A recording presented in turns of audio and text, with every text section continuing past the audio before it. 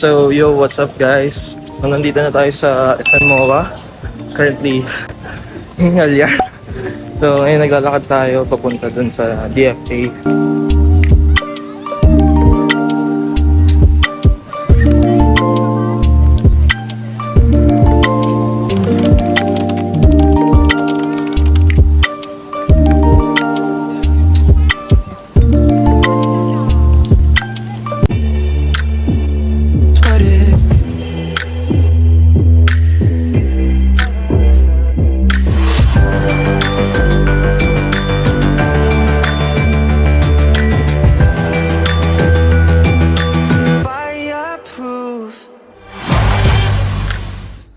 So yun na, no, what's up sa inyo mga pare? Chong, dude, soul, bro, beshi, besh, mom, CCC, bakla, at kung ano pa ang tawagan yung mga tropa peeps. I am Joseph, at kung bago ako pa lang sa aking channel, subscribe na yan mga bakla to.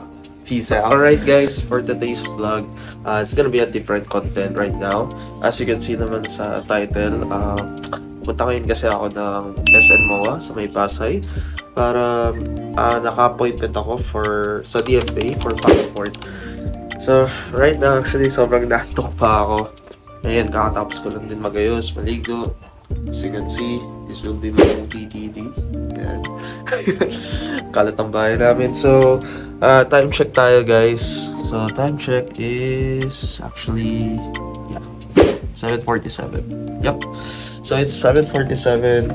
Appointment ko is actually 9 to 11. Actually, returning ko.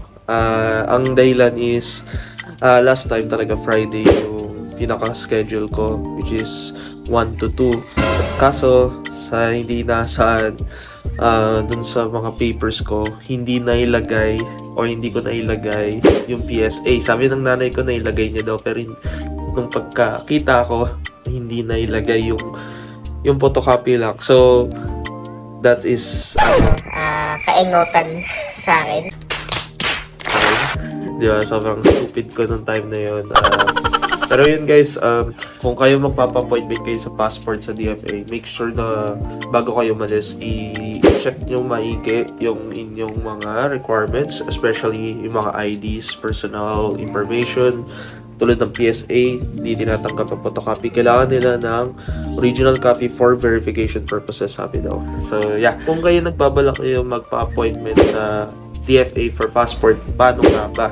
So, later on, after this video, ituturo ko sa inyo kung paano. So, right now, guys, samahan nyo muna ako. I'll be right back, okay? So, peace out.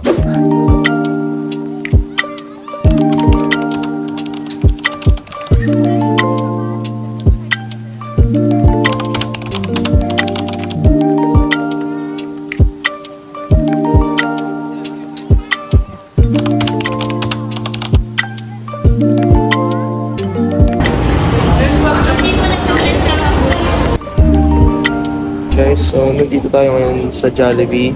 Time check is actually 9:40.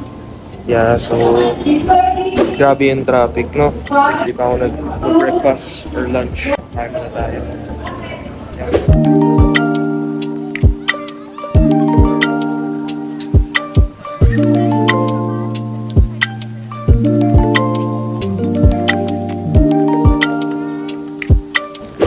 So, yo, what's up guys? So, nandito na tayo sa SM MOA.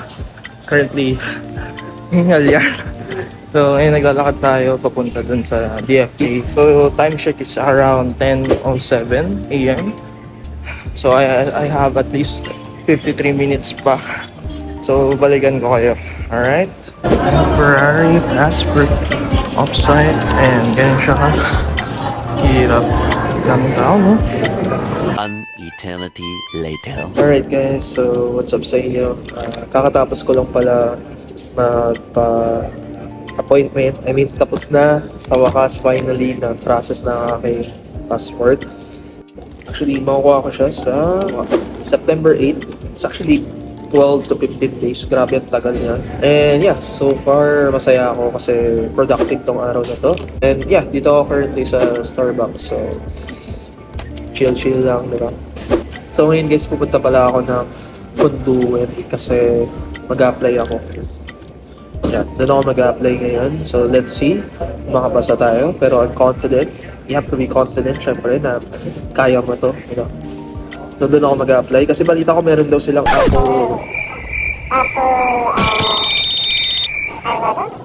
Apple product. Check. the Apple account. So, tingnan natin kung totoo yun. Alright. So guys, siguro magtataka kayo, bakit nga ba kumuha ako ng passport? Is it mag-abroad ba ako? Actually, hindi ako mag-abroad. Hindi rin ako pupunta ng ibang bansa or mag-travel. The reason why ba't ako kumuha ng passport, it's because for my vlog. Yeah, it's actually for YouTube. Kasi guys, si YouTube, once na monetize na yung channel mo, ang hihingi siya ng mga requirements like personal identification. Ang choices ko lang is driver's license, national ID, tsaka passport. Since yung dalawa, wala pa ako nun. Wala naman ako sasakyan. National ID ko, matagal na ako nagpagawa, pero it's been like 2 years na wala pa ring update. Parang ako kukuha. Ang last option ko is passport. The thing is, bago ka makuha ng passport, ang dami mong pagdadaanan. Like, kukuha ka pa ng, for you to get a primary ID, you have to get primary ID as well. So guys, kung wala po kayong mga primary ID, pero gusto nyo kumuha ng passport, ang pinakamadali na ngayon. Kasi guys, hindi na nag-i-issue ng SSS, UMID, ano pa ba, postal ID, voters ID, wala nang ganun. Ang voters ID ay, binago na siya ng voter certificate, it is this one. Yeah. So, etong voter certificate na to, is kinuha ko pa to sa may Comelec, sa may Intramuros. Yeah. So, kailangan mo pa pumunta ng Intramuros para makakuha ng ganito, itong copy na to. So, this is only 75 pesos. And by the way guys, hindi nyo pala pwede ipakita tong voter certificate nyo nang galing sa district nyo, sa munisipyo nyo, kasi hindi siya tatanggapin ng DFA. Kailangan yung kukunin mong voter certificate ay issued by Comelec, yung main office nila, which is sa Intramuros, which is ito. Nagkakalaga siya ng 75 pesos. Alright, so ganito yung tsura niya. Actually, photocopy to. Yung original nasa bahay, ay kinuha pala nila. Kinuha nila yung original copy, pero yeah, meron akong photocopy. So, 75 pesos lang yan. So, yun yung mga requirements para makakuha ng isang passport. Kung maswerte ka at meron ka at nakakuha ka kagad ng mga, let's say, UMID, SSS, voters ID, tsaka postal ID. Kung doon nakakuha ka, maswerte ka kasi hindi ka na problema ngayon. Kasi right now, guys, sobrang hirap na kumuha ng mga primary ID. Especially now, wala nang nagre-release ng mga sinabi kong primary ID kasi lahat yun ay ang gagamitin mo na lang is yung national ID. The thing is, wala pang national ID as of the moment. Ang pag-register naman sa passport, paano nga ba? So, papakita ko na lang. So, papakita ko sa inyo paano yung gagawin nyo. So, una, punta muna kayo sa website. Ayan. So yun guys, pagdating nyo sa page, pindutin nyo lang schedule an appointment, then may terms and condition dyan. I-agree nyo lang yan. Tapos start individual appointment. Click nyo lang po yan. Then lalabas itong information na to, which is kailangan nyo lang pilapan yung inyong nationality. Tapos ang site nyo gusto magpa-appointment ng passport. Pili lang po kayo dyan. So for example, pinili ko MOA, ayan. So baba nyo lang. And by the way pala guys, meron lang kayong 30 minutes para tapusin lahat ito. So kailangan matapos nyo siya. So click nyo lang, next lang kayo. Then ayun, kayo pipili mismo ng date. For example, itong date, August 30. Ayan, which is green, ito yung available. Pag red, hindi fully booked na. Ayun lang, so pindutin nyo lang, tuloy nyo lang. Then, after nyo makapili, next lang kayo. Pipila pa nyo lang yung information about sa sarili nyo. Next lang kayo hanggang sa mapunta kayo sa pinaka last page na magbabayad na kayo. Okay? Of course, you have to ready na may pambayad ka online transaction. So, ang nagastos ko pala sa pagkuha ng passport is around 1,200, yes. So, it's actually 1,200 yung nagastos ko. So, yeah, that's how you registered sa passport. Actually, hindi madali. For me, hindi madali. Ang dami kong pinagdaanan. Sobrang dami. So, dami kong pinagdaanan, guys, bago makakuha. Pero sobrang thankful ako nakakuha na. Best na. So, ngayon, guys, tapos na ako. So, punta na tayo ng Punduin.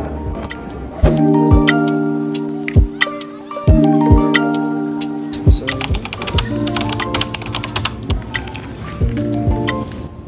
alright guys, so, lakad na tayo. Oh, grabe, ang ganda ng quality. Grabe yung... So guys, sobrang init dito ako sa seaside.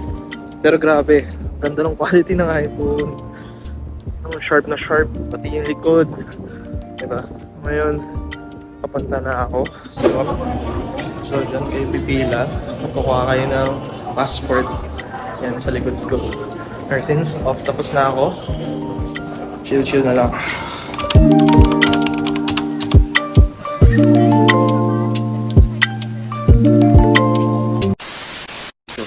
So yo, what's up guys? Nandito na ako sa bahay and kukwento ko sa inyo kung ano yung nangyari sa apply ko sa Conduent. To be honest, hindi ko na masyado na pakita or na videohan yung application ko or yung pag-apply ko sa Conduent. Actually guys, sadly, hindi sila one-day process.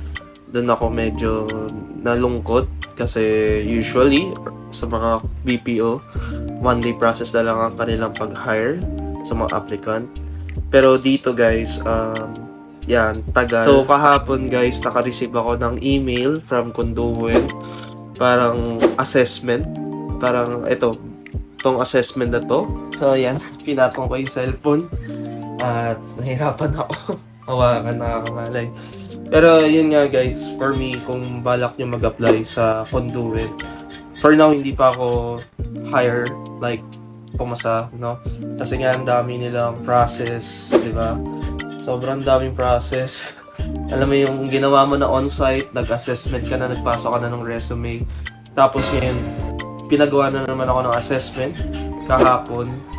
Tapos naka-record pa yun.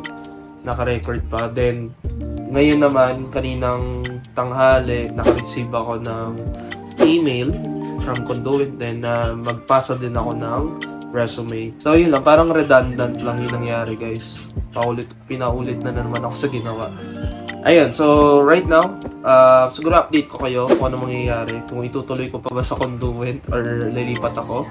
Pero based naman sa reviews, okay naman yung Conduent, 'di ba? Yung Conduent actually guys, nalaman ko, or hindi naman sa nalaman, matagal ko na siyang alam, pero napanood ko kasi yung vlog ni Patricia Teodora, yata yan. Basta si Miss Patricia, pero nag-resign na siya sa Conduent. Ayan siya, nakikilala niyo yan. So right now, wala pa talaga akong nangyaring initial interview, like, tell me about yourself, 'di ba? Wala pang ganun guys, puro sila assessment. For me, it's inconvenient, especially nagawa ko na siya on-site, pinapagawa na naman, diba? So, for me, it's totally inconvenient. Until now, 2 days na from the day na napunta ako, wala pa rin. So, yun lang guys, update ko siguro kayo kung ano mangyayari ko, itutuloy ko yung career. So, update ko kayo guys, the reason why bakit din ako mag-work. Kailangan ko mag-survive. Natin lahat, kailangan natin mag-survive sa buhay na to, di ba? Hindi mo naman pwede sabihin sa mga bills na, oy, wag muna kayo maningil, Meralco, Manila Water, di ba? Wag muna kayo maningil kasi wala pa akong pera. O, stomach, mamaya ka nang mag-inarte. Alam kong gutom ka pero wala pa akong pera, pwede next time na lang. Hindi mo naman pwede sabihin yun. You know what I'm saying guys? May mga bagay na sa araw-araw, maraming expenses, so kailangan natin mag-survive. That's why I have to work. So yun lang guys, thank you for watching. Kung may gusto kayong gawin sa vlog, just comment down below, alright? Thank you for watching. Again, this is Joseph. Ingat palagi and God bless. See you on my next vlog. Peace out guys.